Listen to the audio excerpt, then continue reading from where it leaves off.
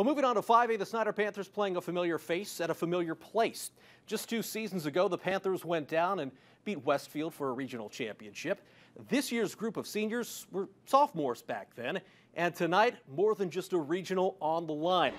5A semi-state down at Westfield. Snider are looking for back-to-back trips to state. Westfield coming off a 45-7 beating of Kokomo last Friday. This one delayed because of weather as well, but guess what?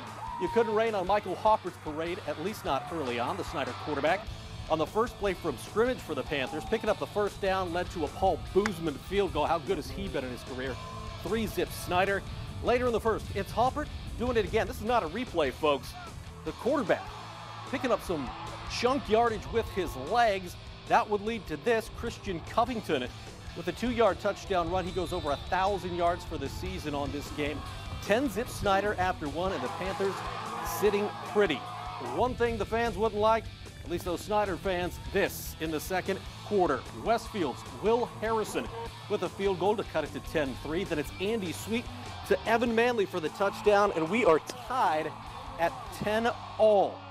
We head to the third quarter. The Shamrocks, always tough to beat at their place. Fantastic facility there. Nate Froelich with a 3-yard touchdown run, and Westfield takes a 7-10 lead. But back comes Snider, and they do it in the form of senior Mac Hippenhammer, one of the favorites for the Ewell Wilson Award.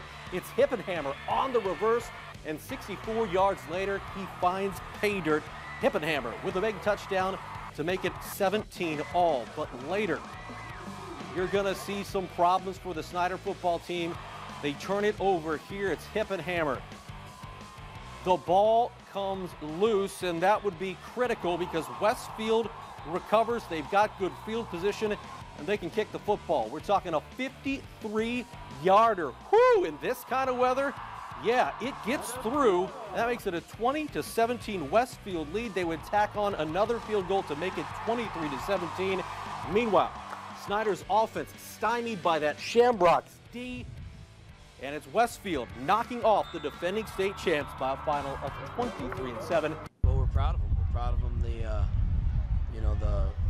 effort that they gave all year, not just tonight, but the effort that they gave all year, and the 4 years senior class that they've been in this program. They won a lot of games, and they've won the championships this year, and things to be proud of. And eventually we'll get to that.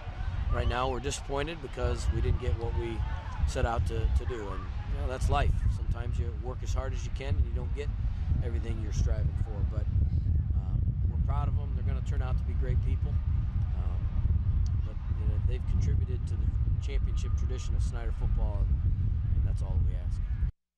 So a fantastic run for Snider comes to an end tonight down in Westfield. We've checked in on 5A. Unfortunately, Snider gets knocked off. We've checked in on 3A, where it looks like Concordia has a victory in hand against Garrett while that ball game is still going on. But what about the fine folks down in Monroe tonight? We're talking Adams Central. They haven't been to the state title game since they won it all back in 2000.